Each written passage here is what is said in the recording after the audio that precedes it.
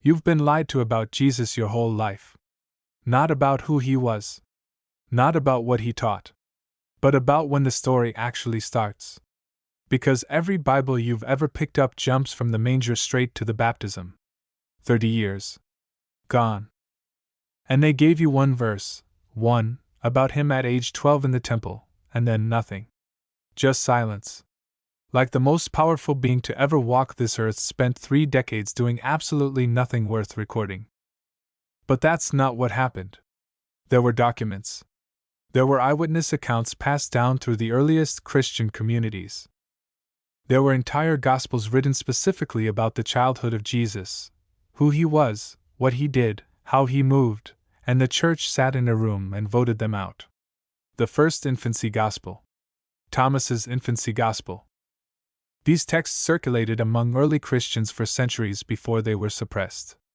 And what they describe is a child that the institutional church could not control the narrative around. So let's go back to the beginning. Let's start where they didn't want you to start. Jesus is born and the first miracle happens before he can even speak. According to the infancy gospel, on the very night of his birth, there were women present who witnessed something supernatural in that stable. A bright light filled the room. And the women who were there reported that the infant looked up and his eyes were already open, already seeing. This was not a normal birth. The midwife who delivered him left that room changed. She went out and told everyone she met, "I have witnessed something tonight that I cannot explain. And this is day 1. This is before the wise men arrive. Before the flight to Egypt. Before any of the story you know begins." Now the family flees to Egypt because Herod is killing every infant boy in the region trying to eliminate Jesus before he can grow up. And what happens in Egypt? Your Bible doesn't tell you any of this. The infancy gospel does. The family travels through Egypt, and everywhere the infant Jesus goes, things happen. They pass through a region terrorized by bandits, and the bandits stand down. Not because of Joseph. Not because of soldiers. The bandits look at this child being carried by his mother, and something stops them. They let the family pass without touching them. One of those bandits, and this is where it gets deep, one of those bandits would later be crucified on a cross next to Jesus 30 years later. The thief on the cross who defended Jesus and was promised paradise, according to this tradition, was one of the men who let the family pass safely through Egypt when Jesus was an infant. The same man who protected the child later died beside him. That connection was in the text. And the church took it out.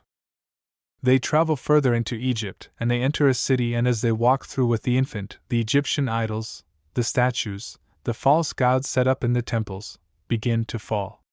Just from his presence. They're not touching anything. Mary is carrying him. And the idols crack and topple. The Egyptian priests come running out in a panic because their gods are falling. And a wise man in that city, an elder, looks at what is happening and says, "This child caused this. This child is greater than our gods." And he bows down. In Egypt. A pagan elder bowing to an infant Hebrew child. That story was in the original tradition. It was passed down. And it was suppressed because it didn't fit the political relationship between the early church and Egyptian religion. Now they return to Israel and Jesus begins to grow up.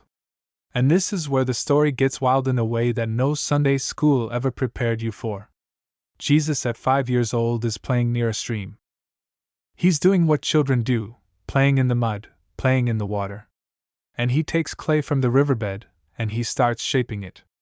He makes 12 sparrows out of the mud. Little birds. He lines them up. And then he claps his hands and speaks to them. And they move. They shake off the clay. They spread their wings. And they fly away, alive, into the sky. A 5-year-old boy just created living birds out of mud. The same way God created Adam out of the earth. The parallel was intentional. The writers of this gospel were making a point. This child carries the creative power of the Most High. He doesn't just heal. He creates life. And that detail, that moment, was removed from the canon. But here's the other side of the story that makes it even more real. Because Jesus as a child was not just performing miracles of grace and light. He was also a child. And children get angry. And when Jesus got angry, things happened that the church definitely did not want you reading about. A boy is running through the village and he bumps into Jesus. Just runs into him in the street. And Jesus looks at him and says, "You will go no further." And the boy drops dead. Right there in the street. A child. Dead. Because he ran into Jesus. The parents of that boy go to Joseph furious. "What kind of child is yours? Your son is killing children in the street." And Joseph goes to Mary and says, "You need to talk to him. Because I cannot handle this." And Mary finds Jesus and speaks to him, and he reverses it. He brings the child back. But the fact that it happened, the fact that this Jesus was so filled with power that even his anger had fatal consequences, that is a Jesus the church could not build a sanitized religion around. So they removed him. It keeps going. Jesus gets sent to school. Multiple times. And every single teacher they send him to ends up either humiliated or physically harmed. The first teacher starts to teach him the alphabet. He writes the letter Alpha and tells Jesus to repeat it back.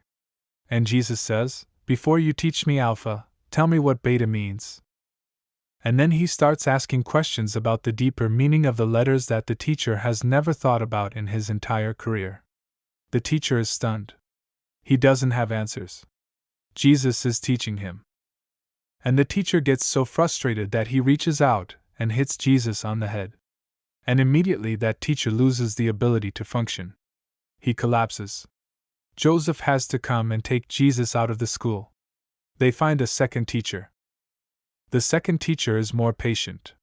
He's heard what happened with the first one, so he tries a gentler approach. He says, "Just say the alphabet with me, just repeat the letters." And Jesus looks at him and says, "If you are truly a teacher, if you truly know what these letters mean, then tell me the power of Alpha before you move to Beta." And this teacher, instead of getting angry, this teacher looks at this child and something shifts in him. He tells Joseph, "I don't think this child needs a teacher. I think this child has already surpassed everything I know. Take him home. I cannot teach him. He already knows things that I have spent my whole life trying to understand." And Joseph takes him home. Then there is the story of the death of James. James is the older brother of Jesus, Joseph's son from a previous marriage, depending on which tradition you follow. James goes out to gather wood and he is bitten by a viper, a venomous snake.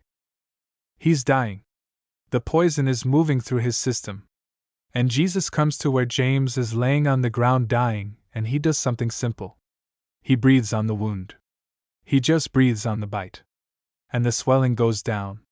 The poison stops. James opens his eyes. Jesus healed his brother with a breath before either of them were teenagers. That moment, a brother saving a brother, was in the text. Gone.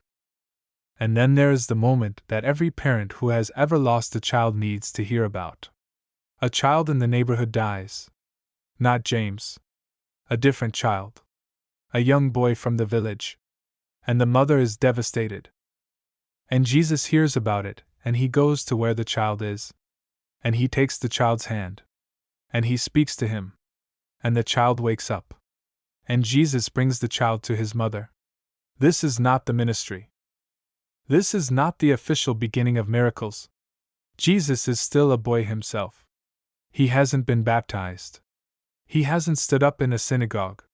He is a child in a village in Galilee raising dead children because he cannot stand to see a mother grieve. That is who he was before the ministry. That is the 30 years they erased. A boy with power he was still learning to control. A boy who created birds and struck people dead and healed his brother with a breath and walked through Egypt toppling false gods and raised children in his own neighborhood before any of it was supposed to begin. That is the Jesus they didn't give you. And now you have him.